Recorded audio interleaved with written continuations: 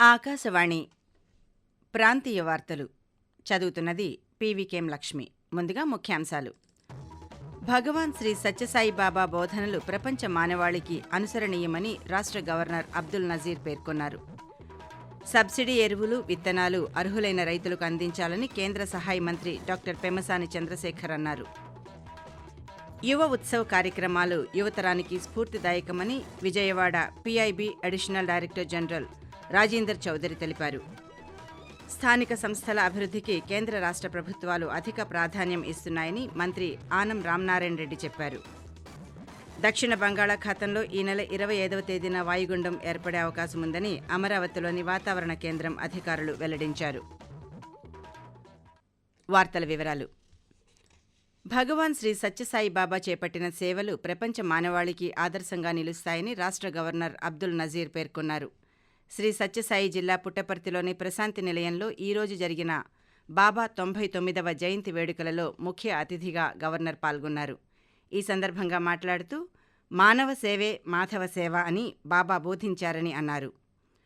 సేవాతత్వం, ప్రేమతత్వం Shri Sathya Sai సూక్తులుగా governor పేర్కొంటూ, In today's world, torn apart by wars and conflicts, the humanity is facing numerous challenges and witnessing widespread inequalities and injustice. I feel that Bhagwan Sri Satya Sai Baba's teachings of love all, serve all, help ever, hurt never are more relevant to the world we live in today than ever before.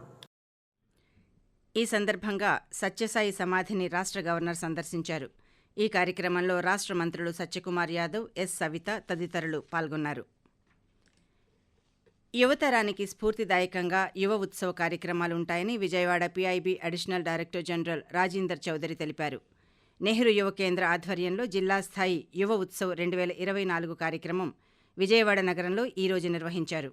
ఈ సందర్భంగా ముఖ్య అతిథిగా హాజరైన రాజేందర్ చౌదరి మాట్లాడుతూ కేంద్ర సమాచార ప్రసార శాఖ వచ్చే సంవత్సరం ఫిబ్రవరిలో నిర్వహించే వేవ్స్ సదస్సు గురించి అవగాహన కల్పించారు. ఈ సదస్సులో యువత పెద్ద ఎత్తున పాల్గొనాలని ఆయన కోరారు. ఎన్టీఆర్ జిల్లా అసిస్టెంట్ కలెక్టర్ శుభం నోక్వాల్ మాట్లాడుతూ జీవితంలో ఎదురయ్యే గెలుపోటములను సమానంగా స్వీకరించాలని యువతకు ఉద్బోధించారు. నెహ్రూ యువ కేంద్రం జిల్లా యువ అధికారి సుంకరరాము, జిల్లా అధికారులు, ఎన్ఎస్ఎస్ ప్రోగ్రాం ఆఫీసర్లు ఈ కార్యక్రమంలో పాల్గొన్నారు. సబ్సిడీ ఎరువులు, విత్తనాలు అర్హులైన రైతులకు అందించాల్సిన అవసరం ఉందని కేంద్ర గ్రామీణాభివృద్ధి, కమ్యూనికేషన్ శాఖల సహాయ మంత్రి డాక్టర్ పెమ్మసాని చంద్రశేఖర్ అన్నారు. గుంటూరు జిల్లా పరిషత్ సర్వసభ్య సమావేశాన్ని ఈరోజు నిర్వహించారు. పలువురు శాసనసభ్యులు, శాసనమండలి సభ్యులు పాల్గొన్న ఈ సమావేశానికి ముఖ్య అతిథిగా కేంద్ర మంత్రి హాజరయ్యారు. జిల్లాలోని సమస్యల మీద ఆయన సమావేశంలో ప్రస్తావించారు. అనంతరం మంత్రి పాత్రికేయులతో పత్తి రైతులకు రుణాలు, ఈ క్రాప్ రిజిస్ట్రేషన్ వంటి పలు అంశాలపై సమావేశంలో చర్చించామని తెలియజేస్తూ, పత్తి రైతులకి పత్తి కొనుగోలు, ఈ తేమ శాతం, అదేవిధంగా కౌలు రైతులకి రుణాలు ఇప్పించే విధానం, కౌలు రైతుల ఈ పంట అందరికీ 100% రిజిస్ట్రేషన్ అవ్వాలి. ఎందుకంటే ఇప్పుడు 40-50% అవుతా ఉంది. ఇవేగా చాలా ఉన్నాయి. నకిలీ ఎరువులు ఉన్నాయి, ఇంకా నకిలీ విత్తనాలు ఉన్నాయి. ఉన్న టైంలో మ్యాక్సిమం ఎంత చేయగలమో అంత చేయగలుగుతా ఉన్నాం. మళ్ళీ తప్పు జరగకుండా ఎటువంటి చర్యలు తీసుకోవాలో అవన్నీ తీసుకుంటాం. మాకు వచ్చే ఆకాశవాణి ప్రాంతీయ వార్తలు వింటున్నారు. స్థానిక సంస్థల అభివృద్ధికి కేంద్ర రాష్ట్ర ప్రభుత్వాలు అధిక ప్రాధాన్యమిస్తున్నాయని రాష్ట్ర దేవాదాయ శాఖ మంత్రి ఆనం రామనారాయణ రెడ్డి అన్నారు. నెల్లూరులో ఈరోజు జరిగిన జిల్లా పరిషత్ సర్వసభ్య సమావేశంలో ఆయన పాల్గొన్నారు.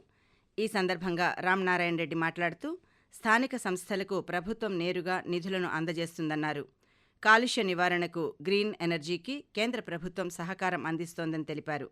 గ్రామ స్థాయిలో సోలార్ విద్యుత్తో పాటు గ్రీన్ ఎనర్జీపై స్థానిక సంస్థల ప్రజాప్రతినిధులు ప్రజల్లో అవగాహన కల్పించాలని ఆయన కోరారు.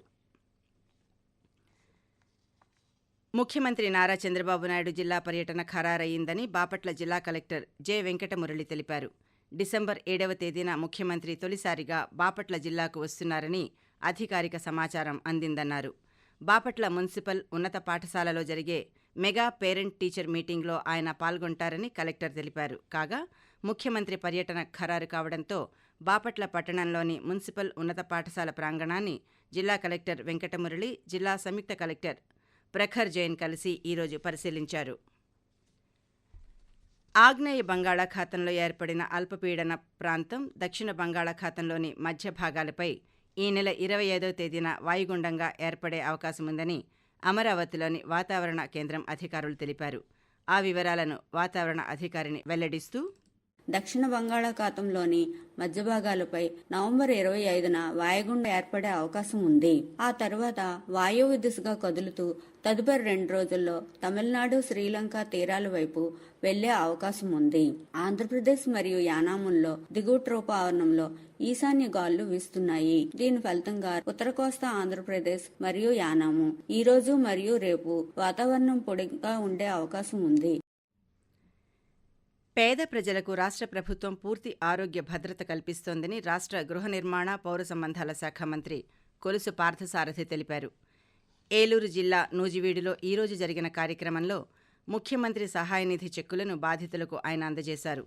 ఈ సందర్భంగా మాట్లాడుతూ, ఆరోగ్యశ్రీ లేని ఆసుపత్రుల్లో వైద్యం చేసుకోవడంతో ఆర్థికంగా నష్టపోతున్న బాధితులకు ముఖ్యమంత్రి సహాయ నిధి నుండి ఆర్థిక సహాయం అందజేస్తున్నామని మంత్రి తెలిపారు. పేద ప్రజలు డబ్బులు లేక వైద్యానికి దూరం కాకూడదని భావించి అన్ని రకాల రోగాలను ఆరోగ్యశ్రీలో ప్రభుత్వం పొందుపరిచినట్లుగా ఆయన గుర్తు చేశారు.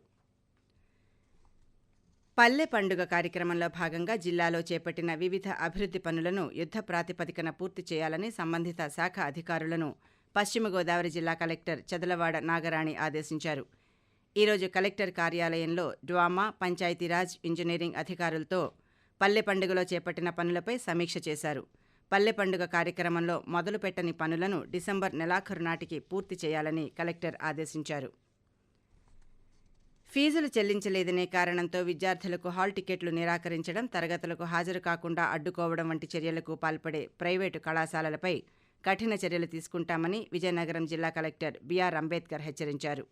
జిల్లాలోని ప్రభుత్వ, ప్రైవేటు కళాశాలల ప్రిన్సిపాళ్లు, యాజమాన్య ప్రతినిధులతో కలెక్టర్ ఛాంబర్లో ఈరోజు సమావేశం నిర్వహించారు.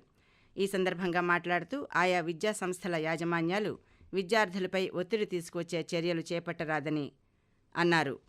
ఫీజు రియంబర్స్మెంట్ నిధులను రాష్ట్ర ప్రభుత్వం నేరుగా కళాశాలల బ్యాంకు ఖాతాలకే జమ చేయనుందని చెప్పారు. మహారాష్ట్రలో ఎన్డీఏ విజయం సాధించడం పట్ల ముఖ్యమంత్రి నారా చంద్రబాబు నాయుడు హర్షం వ్యక్తం చేశారు. కేంద్ర హోంమంత్రి అమిత్ షాకు ఫోన్ చేసి శుభాకాంక్షలు తెలిపారు. మహారాష్ట్ర ప్రజలు అపూర్వ విజయం కట్టబెట్టారని వ్యాఖ్యానించారు. మహారాష్ట్ర ముఖ్యమంత్రి ఏక్నాథ్ షిండే, ఉప ముఖ్యమంత్రి దేవేంద్ర ఫడ్నవీస్లకు చంద్రబాబు ఫోన్ చేసి అభినందించారు. ఆకాశవాణి ప్రాంతీయ వార్తలు ముగించే ముందు ముఖ్యాంశాలు మరోసారి.